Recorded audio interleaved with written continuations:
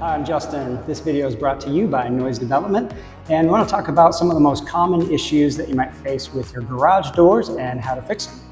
First of all, if you notice that you have no power to your garage door motor, then I would recommend checking some of the other reset buttons that might be in your garage, either on an outlet or at your electrical panel, to see if those are tripped, and that might be all it is.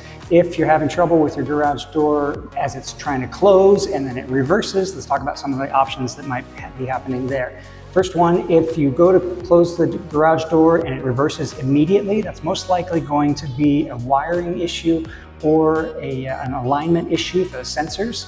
And so some of the things you want to make sure are in place for that are take a look at your sensors. They should be roughly 4 to 6 inches off the ground and even, they both should be about the same height. You can do a quick measurement just with your hand and walk over and check the other one. They also should have lights on. Often there'll be different color lights. This one has an orange light on this side and green on the other side, indicating that they're both on and active. And you want to make sure that they're also pointed right toward each other and not one way, up, down, left, right too much, but they can just kind of see each other. And then check the wiring to make sure that you don't have any potentially loose wires. If you have a loose wire, you probably won't see the little light on the sensor, so that would be an indication of that.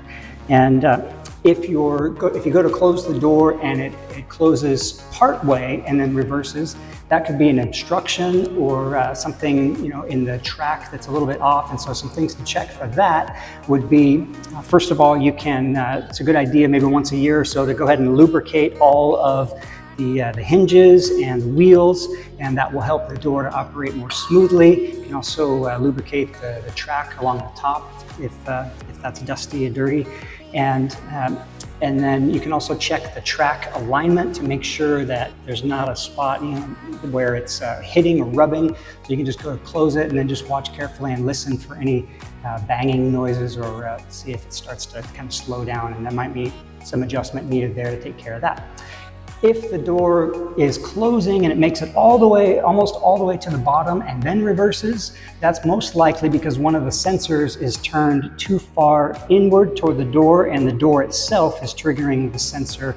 And if that's the case, try just pointing the sensors a little more toward each other and turn them both toward the inside of the garage a little bit, and hopefully that should help. So those are some of the most common issues you might find with your garage, and hopefully that will help you keep it in great shape. Thanks.